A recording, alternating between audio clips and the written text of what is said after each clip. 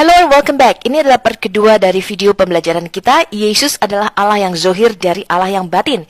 Quran Surah Al-Hadid, Surah 57 ayat yang ketiga. Alkitab terutama Perjanjian Lama ditulis dengan menggunakan bahasa yang saya sebut sebagai bahasa kerajaan, royal language atau kingdom language. Dalam sistem kerajaan, selem atau gambar raja yang berupa patung harus disembah dan dihormati, sama seperti raja ketika tidak hadir secara fisik. Tindakan merusak atau tidak menghormati selem atau patung raja ini akan dianggap pengkhianatan dan dapat dihukum mati. Di dalam Alkitab kita, terutama Yohanes 4 ayat 24, Yesus berkata bahwa Allah itu roh, yaitu Bapa yang ada di surga. Lalu bagaimana dengan Sang Firman? Yesus disebut juga sebagai Selem Elohim, Imago Dei atau gambar Allah, yaitu manifestasi daripada Allah yang tidak kelihatan. Kolose 1 ayat 15, 1 Korintus 4 ayat 4. Dan manusia atau Adam disebut juga sebagai Imago Christi atau gambaran daripada Kristus itu sendiri. Kejadian 1 ayat 26, Kejadian 9 ayat 6, Roma 8 ayat 29, 1 Korintus 11 ayat 7, 2 Korintus 3 ayat 18. Kolose 1 ayat 15, Rasul Paulus berkata, "The Son is the image of the invisible God, the firstborn over all creation." Sang anak adalah gambar yang kelihatan dari Allah yang tidak terlihat. Dialah yang pertama kali lahir lebih dulu sebelum segala sesuatu diciptakan. Dalam Kolose 1 ayat 15 sampai dengan 19 dikatakan Yesus Kristus adalah Allah yang zohir dari Allah yang batin. Yesus adalah gambar Allah yang kelihatan dari Allah yang tidak kelihatan. Dialah yang pertama kali lahir sebelum segala sesuatu, yang sulung, lebih utama dari segala yang diciptakan.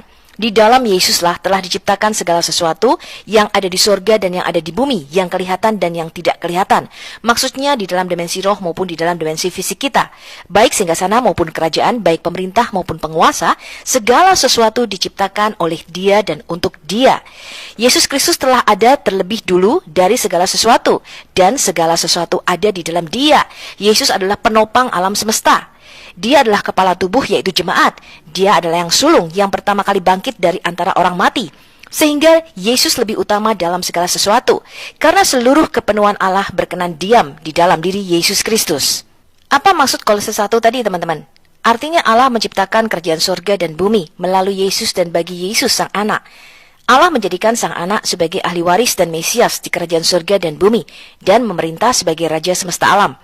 Anda bisa baca ini dalam Matius 21 ayat 38, Markus 12 ayat 7, Lukas 20 ayat 14, Matius 25 ayat 31-46, Mazmur 2 ayat 69, Daniel 7 9 sampai dengan 14, Mazmur 72 ayat 11, Mazmur 110 ayat 1 sampai dengan 7, Yohanes 18 ayat 36, Kisah Rasul 2 ayat 36, Filipi 2 9 sampai dengan 11, Matius 28 ayat 18, Wahyu 1 ayat 8 dan Wahyu 1 ayat 17 sampai dengan 18. Jadi Allah menciptakan baik kerajaan surga, yaitu di dalam dimensi roh yang tidak kelihatan, dan kerajaan Adam di bumi, di dalam dimensi fisik kita, yaitu kerajaan yang kelihatan, bagi Yesus dan untuk Yesus. Yesus telah ditetapkan sebagai ahli waris atau sang Mesias yang berhak menerima segala yang ada. Kita baca ya, Ibrani 1 ayat 2. Maka pada zaman akhir ini Dia telah berbicara kepada kita dengan perantaraan anaknya, yang telah Dia tetapkan sebagai yang berhak menerima segala yang ada. Oleh Dialah Allah telah menjadikan alam semesta.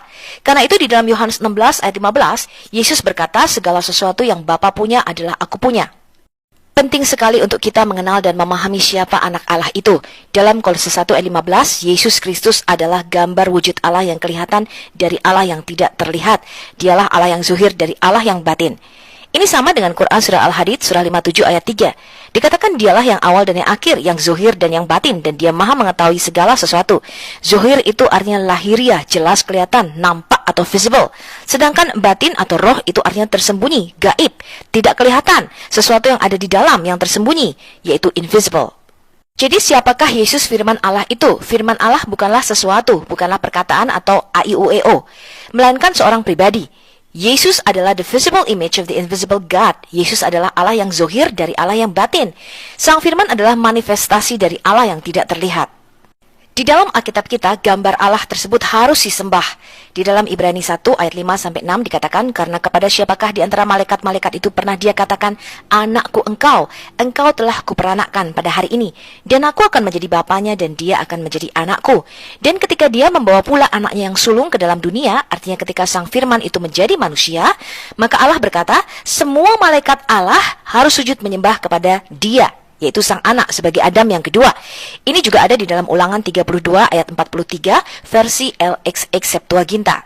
Hal ini juga ada di dalam Quran, teman-teman. Quran surah 2 ayat 34, Quran surah 17 ayat 61, Quran surah 18 ayat 50, dan Quran surah 20 ayat 116.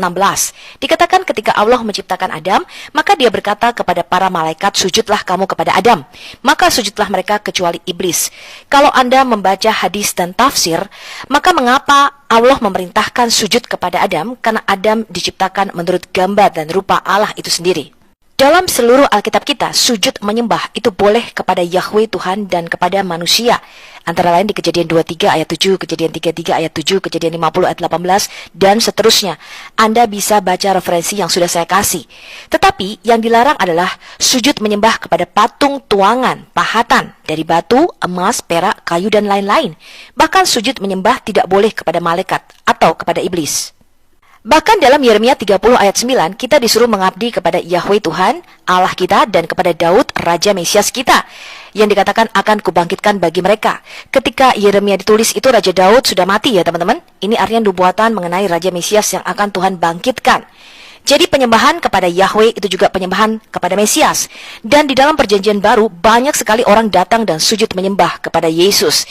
Jadi yang diperbolehkan untuk kita sujud menyembah hanyalah kepada Yahweh dan Mesiasnya, serta kepada manusia.